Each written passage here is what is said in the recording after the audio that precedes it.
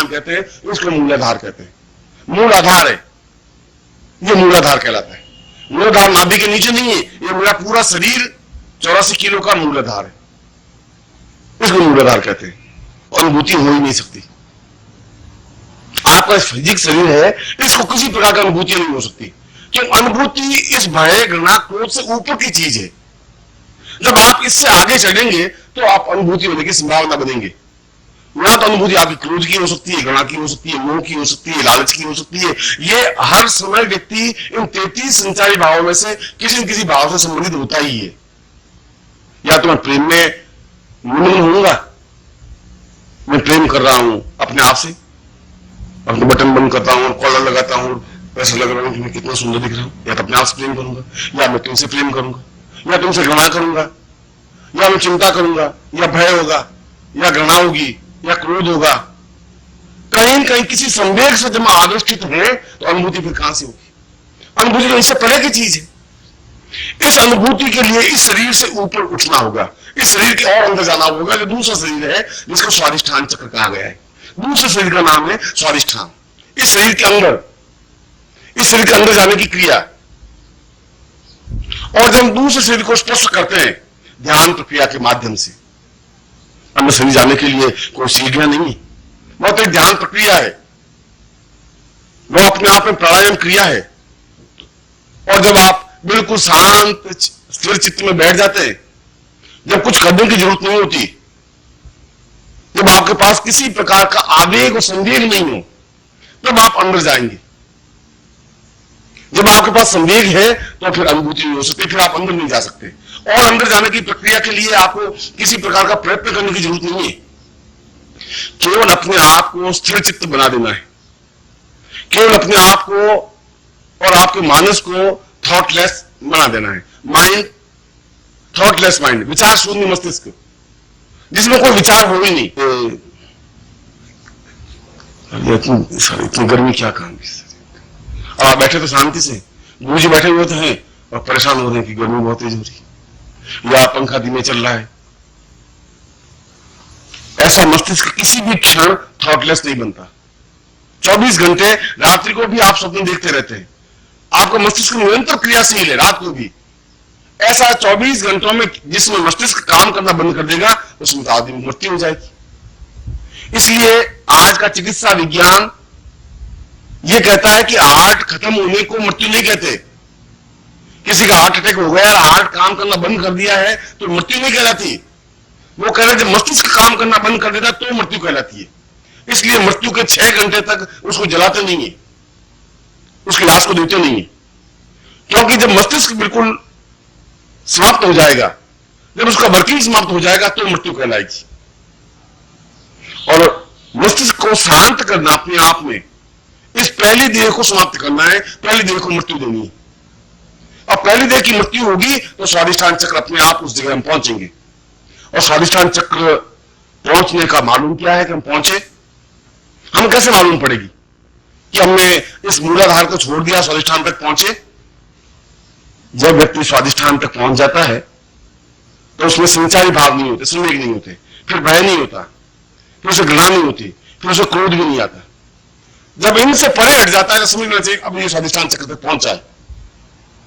अभी तो हम अपने भय से, अपने आवेग से, अपने तनाव से और अपने दुखों से मुक्त हैं नहीं, उसमें उलझे हुए हैं। हमारे यहां राजस्थान में सन 47 से पहले कई ठाकुर थे। ठाकुर का मतलब है जागीरदार, जमीन के मालिक। और छोटे छोटे राज्य थे। जैसे जोधपुर के एक महाराजा अंगद सिंह जी, उनके पहले हनुमान सिंह जी थे, उनके पिताजी, फिर उमेश सिंह जी थे। और उमेश सिंह के टाइम में छोटे छोटे राजा बहुत थे। लूणी का एक राजा अलग था, ठाकुर था, उसको ठाकुर कहते थे। एक बार झालावाड़ के ठाकुर साहब, उनको मन में आया कि अब हम कुंडली जागृत कर ही दें। बहुत दिन हो गया साला, उस कुंडली जागृत नहीं हो रही है। अपने पंडित जी ने बुलाया कि हमारी कुंडली जागृत कर दो भैया।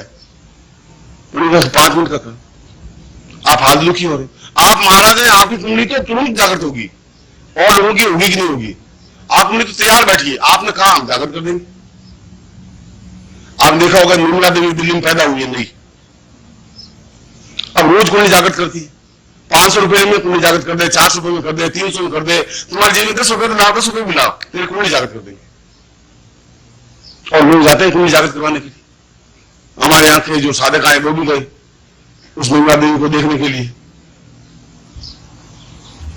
अब निर्मला देवी आज से 10 साल पहले जोधपुर में आई थी अपनी कुंडली जागृत करवाने के लिए। और हमने कहा कि मुझे उनका एक शिष्य आया, 10-12 साल हो गए होंगे। उनका कि गुरु जी आप ऐसा करिए कि हमारे गुरु जी हैं, उनसे आप मिल लीजिए और वो आपसे मिलना चाहती हैं। मुझे कोई औरत है तो मुझे बुला लीजिए, बात कर लेते हैं। उनका नहीं, आप अगर बहुत मेहरबानी होगी अगर आप चले, सूरज के पास में एक जगह है कच्छ में और समुद्र का किनारा है, सूरज के पास में समुद्र का किनारा है, वहां पर गुरु जी है। मैंने एक क्षण में सोचा, मैंने अहमदाबाद में कोई काम से जाना ही है, अहमदाबाद से कार से सूरज चले जाएंगे और गुरु जी को देख ले। नहीं, अहमदाबाद का टिकट का खर्चा घर का लगेगा, लगा दे, इसका देखा जाएगा। तो निर्मला देवी को देख लेते। वहां हवाई जहाज से चले गए अहमदाबाद तक। वहां से वो भगवान कपड़े पहना हुआ और एकदम मोटा सा आदमी जो यहाँ आया था वो कार लेकर के आया, बैठ गए और सूरत के आगे वो समुद्र से 2 किलोमीटर समुद्र का किनारा है, वहां पर एक कच्छ के महाराजा का एक मकान बना हुआ भवन, वहां ले गए, बिठा दिया। हमें दोपहर को 12 बजे करीब पहुंचे, बैठ गए। 15-20 मिनट बाद एक दासी आई, सफेद जक कपड़े पहने हुए, 17-18 साल की, और आकर के काजू रख के चली गई। चलिए गुरु जी कुछ काजू वाजू अपने खाएं तो निर्मला देवी आई जाएगी। फिर दूसरी आई दासी, बादाम रख के चली गई। तो तीसरी आई, दूध का गिलास रख के चली गई। मैंने कहा ये तो सब सही है, तुम्हारी निर्मला देवी कहाँ है? हम तो उनको देखने के लिए आए, अभी काजू वाजू बाद में देख लेंगे। तो नहीं, आप ऐसा मत कहिए, आपसे मिलना चाहते हैं। खैर 5-10-15 मिनट में निर्मला देवी आई, आकर के एक आसन पर बैठ गई। अपन बैठे हुए थे आसन पर, उन्होंने नाम सुन रखा था ज्योतिष के क्षेत्र में भी और तंत्र के क्षेत्र में भी। अपने दासियों को या अपने शिष्यों को कहा कि उसे बाहर निकल गई, दरवाजा बंद कर दिया। उनका पराई व्यक्ति कोई गुजरात में बैठे हुए, गुजरात में तो 2 मिनट में आदमी गुरुओं को बदनाम 2 मिनट में करते हैं। गुजरात का धर्म यही है, जो गुरु पैदा हो उसको बदनाम करना। मेरा सारा यहाँ आएगा, गड़बड़ पैदा हो जाएगी। मेरा थोड़ा दरवाजा खुला रख, नहीं घुसती। हनुमान जी का नाम जपा, जय हनुमान ज्ञान गुण सागर, जय कपीर सिंह।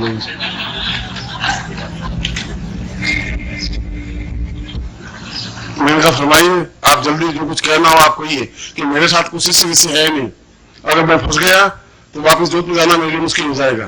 कि आप घबराइए। मैं घबराता आपसे नहीं हूं, मैं गुजरात क्यों से घबराता हूं? आप तो घबराने की बात है ही नहीं। तो साहब 2-4 मिनट बैठ करके, और बिल्कुल मैं आपको साहब ठीक कह रहा हूं,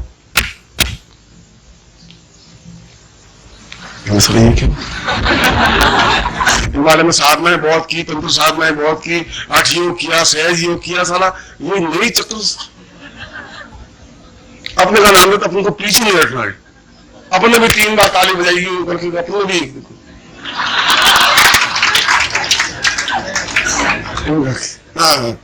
मैंने कहा और वो समझ रही है कि मैंने कुछ किया नहीं। अपने को मालूम ये तो हाथ के इशारे हैं, भगवान जाने क्या है, अपने भी हाथ के साथ ठोक दिए। अब वो समझी कि ये हटियों की कोई खास चाल होगी, मैं समझ रहा कि ये इसकी कोई चाल है सर। फिर उसने मुंह से कहा कि समझ में आ गया, आपने जो ज्ञान दिया समझ में आया। फिर उसने हाथ से इशारा कर करके, तो कल जैसे कालिदास की आपको बात बताई, मैं उसमें फंस गया कालिदास वाले चाल में। उसने क्या था, अपने भी 3-4 तालियां बजा करके इशारा कर दिए। आप अपने मुंह से बात करेंगे, आपकी मर्जी। आप आज से करती रहेंगे, दिन भर करता रहूंगा, आप चिंता मत करिए। आप लात से बात करेंगे, मैं भी लात से बात कर सकता हूं, और मुंह से बात करने में तैयार बैठा।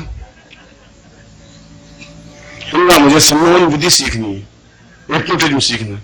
मुझे पहले कहते थे ये 3-4 उंगलियां घुमाने से फायदा है कि? मुझे मालूम है ये सब फ्रॉड है, कुछ है ही नहीं, उंगलियां घुमाने से क्या होगा? तुमने सोचा ये हठी हो गए, ये कहां से तुमने बता लिया, पकड़ लिया, और मैंने कुछ हठी किया ही नहीं। मैंने तुमने उंगलियां घुमाई 2 मिनट, तो मैंने घुमाई 5 मिनट, बस इतना ही तो हुआ। तो ऐसा है कि मेरे पति सस्पेंड हो गए, तो खाने पीने की कुछ रहा नहीं, तो मैं गुरुजी बन गई, और ये जो आपके पास है मेरे चेला पति है, इसको सबसे पहले चेला बनाया, दीक्षा इसी को दी, और अब आराम। और कच्छ के महाराज ने हमें दे दिया महल, और अब हम साधना केंद्र खोलेंगे। वो तो अब तुम्हारी मर्जी है, बस कच्छ के महाराज मिल गए तब साधना केंद्र की चिंता है नहीं तुम्हें, अब घबराओ मत।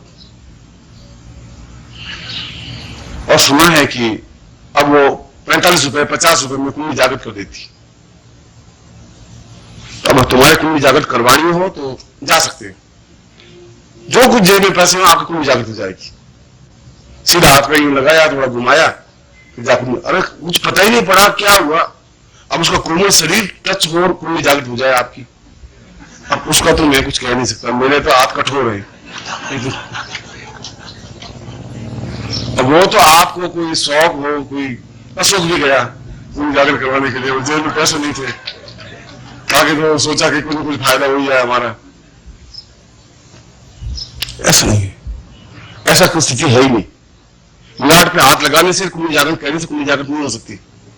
यह तो एक दूसरा, जहां आपके भय घृणा क्रोध समाप्त हो जाए, जब आपको किसी के प्रति भय हो ही नहीं, जो कुछ है कह देंगे, जो कुछ होगा कर लेंगे, जब आपको किसी के प्रति क्रोध नहीं आए, जब आपको किसी के प्रति लज्जा नहीं आए, जब आप बिल्कुल निर्मल चित्त बन सके, तो समझना चाहिए कि आप एक मूलाधार से आगे की स्टेज में पहुंच करके स्वादिष्ठान चक्र तक पहुंच गए। आप इम्तिहान देने वाले हैं, आप कॉपी में नंबर देने वाले हैं, आपको मालूम पड़ सकता है। किसी हालत में क्रोध पर आपका समन हो सके, और ध्यान प्रक्रिया के माध्यम से उस अपने अंदर उतरने की क्रिया को लेकर के, जब हम, जैसा मैंने बताया कि इसके लिए और कहीं कोई विशेष चिंतन नहीं है, पहला आधार से दूसरे आधार पर जाने के लिए शांत चित्त से बैठने की जरूरत है, और बिल्कुल एक क्षण के लिए, 5 मिनट के लिए, 10 मिनट के लिए आप निर्णय करें कि मुझे कोई बात सोचनी ही नहीं है, कोई विचार नहीं आना चाहिए माइंड में। यद्यपि ये बहुत कठिन है, इतना जो मैंने इतना सरल कहा, इतने आपने सरल समझ लिया, ऐसा शायद नहीं है, मगर यदि आप अभ्यास करेंगे तो ऐसा हो सकता है, क्योंकि ये तो यात्रा शरीर की यात्रा है, और इस शरीर को लेकर के अंदर उतरने की क्रिया है, एक शरीर से दूसरे शरीर पर, दूसरे शरीर से तीसरे शरीर पर, और ध्यान के माध्यम से नेत्र बंद करके और स्थिर चित्त से, मन में किसी प्रकार का आपको विचार आवे नहीं, और जिस क्षण आपको मन में विचार आ जाए, जब आपको में चिंतन आ जाए कि अब मैं इन चीजों में, आपकी आंख में एक प्रेम की भावना हो, नम्रता की भावना हो, क्षमा की भावना हो, जब आपको क्रोध आए नहीं। मैं उस ठाकर साहब की बात बता रहा था झालावाड़ के, तो उनको कुंडली जागरण कराने का शौक हुआ, तो उन्होंने कि हरिद्वार में स्नान करके आ जाएं, पहले पवित्र होकर के आ जाएं। वो अपने रानियों को, 15-20 रानियां थी, पहले तो रानियां संपत्ति कहलाती थी, आज भी संपत्ति कहलाती, आज भी कन्यादान करते हैं हम, ऐसा दान जैसे घर में कोई बेकार चीज पड़ी हो और ब्राह्मण को देनी नहीं हो कि अभी ये कोई काम, पंखा बेकार तो हो गया, साला काम आता नहीं, पंडित जी को दे दो। और लड़की जब बेकार हो जाती, 17, 18, 20 साल की सारी बाहर हो जाती है, उठा करके किसी झंडे को दे देते हैं, उठा करके ले जा भैया, मैं तो भुगता 20 साल तक, तुम जिंदगी भर भुगतता रहे। कन्यादान जैसा क्या, दान क्या है? ऐसी बेकार चीज नहीं, उसको दान करें, ये पानी का संस्कार है। संस्कार तो सब बन सकता है, दान तो तब बनता है जब यूजलेस हो, उत्तम कोटि चीज दान होती नहीं। आपके घर में बेकार फल पड़े हुए, सड़े हुए, वो आप गुरु जी के चरणों में लाकर रख देंगे, लीजिए गुरु जी। अब मैं आप खा सकें, आपको फेंके ना, आपको शिविर का शुल्क देना है, मैं देखता हूँ नोट बिल्कुल फटे हुए, गले हुए, वो घुमा घूम कर रख देते हैं, मैं नोट तो अंदर रख देते। दान देना है सर, और क्या है। तो गए हरिद्वार, हरिद्वार में स्नान वान किया, पत्नियों को स्नान करवाया और फिर पंडित ने कहा कि आप तो महाराजा हैं बहुत बड़े, आप कुछ चीज छोड़िए। हमारे यहाँ हिंदुस्तान में प्रथा है, हरिद्वार जाने के बाद कोई चीज छोड़ देते हैं। अब जिंदगी भर में आलू नहीं खाऊंगी, कोई शकरकंद छोड़ देती है, शकरकंद नहीं खाऊंगी, कोई फल छोड़ देती मैं सेब नहीं खाऊंगी, संतरा नहीं खाऊंगी, मौसम कोई एक चीज छोड़ देते हैं, पंडित छुड़वाते। आप भी जाएं, बैंगन छोड़ के आ जाएं, या पंडित जी बस बैंगन नहीं खाएंगे। तो उन्होंने ठाकुर साहब ने 2 दिन सोचा कि शराब छोड़ दें, तो शराब सारा कैसे छोड़ेंगे, शराब हम ठाकुर हैं, शराब मीट भी नहीं छोड़ सकते, औरतों को छोड़ ही नहीं सकते। अच्छा चलो क्रोध को छोड़ देते, इसमें कोई पैसे वैसे लगते नहीं, चलो पंडित जी क्रोध छोड़ देंगे। आप तो बहुत बड़े हैं, आपने जल लिया, आज से हम क्रोध नहीं करेंगे, और छोड़ दिया और बैठ गए वापिस गाड़ी में और आ गए झालावाड़। गांव भर में बड़ा तोड़ द्वार बनाया, ठाकुर साहब आ गए हरिद्वार में स्नान करके एकदम गाजे बाजे के साथ में। अब आजकल के मालूम नहीं, मगर आज से 25-30 साल पहले गंगा जी से जो आते थे उनका गांव में बड़ा स्वागत होता था, गंगा वतन कह लेते थे। गांव में तो आज भी होता होगा। ठाकुर साहब को ला करके बिठाया, अम्बल उम्बल गाड़ा, अम्बल का मतलब गांव वालों को अम्बल पानी में घोल करके रख देते हैं और अम्बल वाले पिलाते हैं, अम्बल की टुकड़ा देते हैं। रास्ता में ऐसा बहुत। ठाकुर साहब को मूंछों के बट लगाते हुए बैठ गए, सामने गांव वाले बैठ गए, सरपंच बैठ गए, पंच बैठ गए, जो बनिए अच्छे अच्छे थे वो बैठ गए, जो गांव के महत्वपूर्ण व्यक्ति थे वो सब बैठ गए, ठाकुर साहब बैठ गए। लोगों का महाराज आपको हरिद्वार गंगा जी जाके आए, क्या छोड़ा? उन्होंने कहा कि हमने निश्चय कर लिया कि क्रोध छोड़ दिया, अब क्रोध नहीं करेंगे। गांव से चलो पिंड छूटा सारा। वो रोज गालियां देता था, माँ की बहन की गालियों का बात नहीं करता था, नौकरों सोचा साल रोज लकड़ियां फेंकता था, मारता था, पत्थर फेंकता था। चलो क्रोध छोड़ा तो सांस मिलेगी खाने को, क्रोध छोड़ दिया तो। सामने नाई बैठा हुआ था एक, ठाकुर साहब का नाई होगा, नाई आके खड़ा हुआ कि खमा गणी अम्बाता हजूर, आप हरिद्वार पधारिए। तो अनुभव है, तुम पूछे को नहीं, हरिद्वार जाके आए, स्नान करके आए गंगा मैया में, डुबकी लगाई, तेरे लिए भी डुबकी लगाई, गांव वालों के लिए भी डुबकी लगाई, सब पवित्र हो गए। आपने छोड़ा क्या? क्रोध छोड़ दिया। आप बड़े लोग हैं, आप छोड़ सकते हैं। अब हम तो छोटे छोटे आदमी, क्रोध भी नहीं छोड़ सकते, लोभ नहीं छोड़ सकते, मोह नहीं छोड़ सकते, क्या तुम कुछ नहीं कर सकते, हमने छोड़ दिया। भाई बैठ गए, जब तक और अमल उमल दिया, जितने बीच में बनी आए उनमें कुछ भेंट दी ठाकुर साहब को। कोई 10 से 5-7 मिनट बीते, नाई पे खड़ा हुआ, क्षमा गणी अंदा था, क्या आदर है कि महाराज एक सवाल पूछो। हाँ बोल कि महाराज आप हरिद्वार गए थे?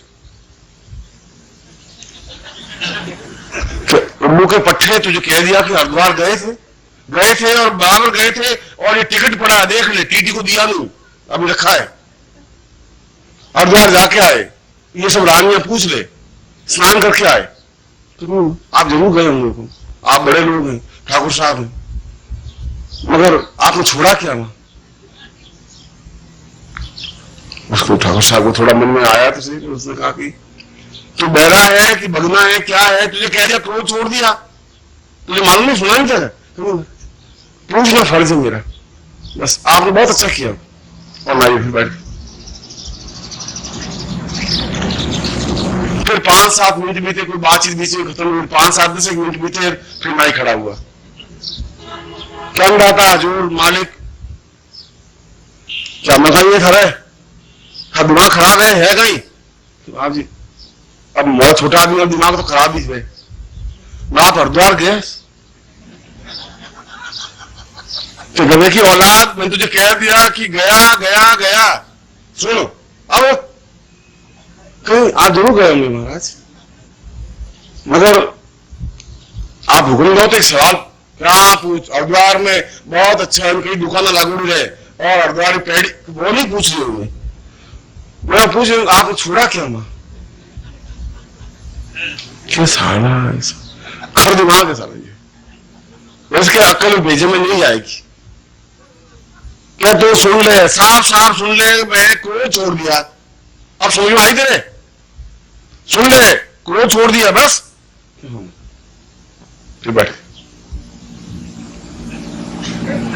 5-7 मिनट बीते, फिर नाई खड़ा हुआ। मालिक अंधा था, ये सारा है, ये सारा गधा। अब बीच में बाप बनुए आ रहे हैं, दूसरे आ रहे हैं, गांव के लोग आ रहे हैं। महाराज बस कुछ नहीं, आप हरिद्वार पधारिए तो सही। तो मुंह पत्थर में हुए बगलो हूं है, गधो है, कह दिया हरिद्वार गया। क्या साहब आप जरूर पधारिए वाला हुक्म।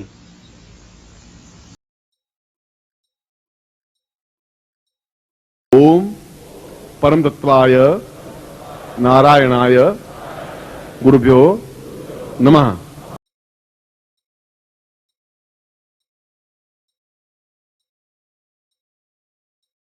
ओम ह्रीं मम प्राण देह रोम प्रतिरोम चैतन्य जाग्रय ह्रीं ओम नमः।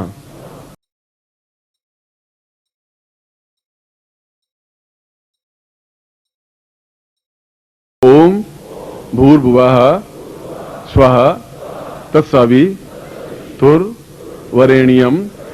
भर्गो देवस्य धीमहि धियो यो नः प्रचोदयात्।